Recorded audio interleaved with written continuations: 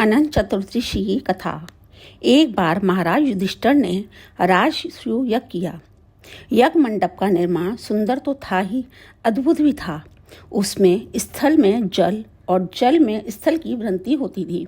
यज्ञ मंडप की शोभा निहारते निहारते दुर्योधन एक जगह को स्थल समझकर कुंड में जा गिरा। द्रौपदी ने उसका उपहास उड़ाते हुए कहा कि अंधे की संतान भी अंधी है। यह बात उसके हृदय में बाण की तरह चुभ गई। कुछ दिनों बाद इसका बदला लेने के लिए पांडवों को हस्तिनापुर बुलाकर घृत क्रीड़ा में छल से परास्त किया। परास्त होकर पांडवों को 12 वर्ष का वनवास भोगना पड़ा। वन में रहते हुए पांडवों को अनेक कष्टों को सहना पड़ा। एक दिन वन में युधिष्ठिर से मिलने भगवान श्री कृष्ण आए। युधिष्ठिर ने उनसे सब वृतांत कह सुनाया और उसे दूर करने का उपाय पूछा। तब श्री कृष्ण ने उन्हें भगवान अनंत का व्रत करने की सलाह देकर कहा, इससे तुम्हारा खोया हुआ राज्य फिर से प्राप्त हो जाएगा। इसके बाद श्री कृष्ण ने युधिष्ठिर को एक कथा सुनाई। प्राचीन काल में सुमंत नाम के एक ब्राह्मण के एक सुशीला नाम की कन्या थी। बड़े होने पर ब्राह्मण ने सुशीला का विवाह कौंडिन्य ऋषि से कर दिया। कौंडिन्य ऋषि सुशीला को लेकर अपने आश्रम को चल दिए।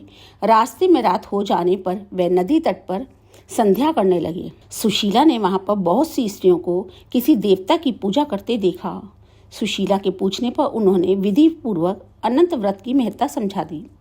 सुशीला ने वही उस व्रत का अनुष्ठान करके 14 गांठों वाला डोरा हाथ में बांध लिया और अपने पति के पास आ गई। कौंडिन्य ऋषि ने सुशीला के हाथ में बंधे धागे के बारे में पूछा तो उसने सारी बात समझा दी।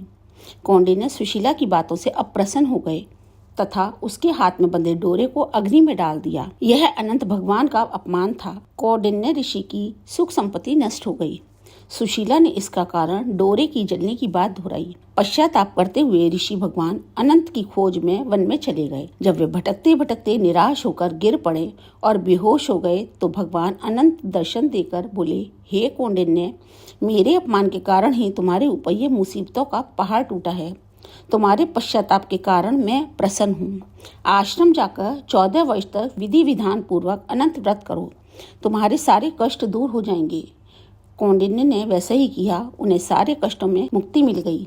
श्री कृष्ण की आज्ञा मानकर युधिष्ठिर ने अनंत भगवान का व्रत किया, जिसके प्रभाव से पांडवों को महाभारत युद्ध में विजय प्राप्त हुई।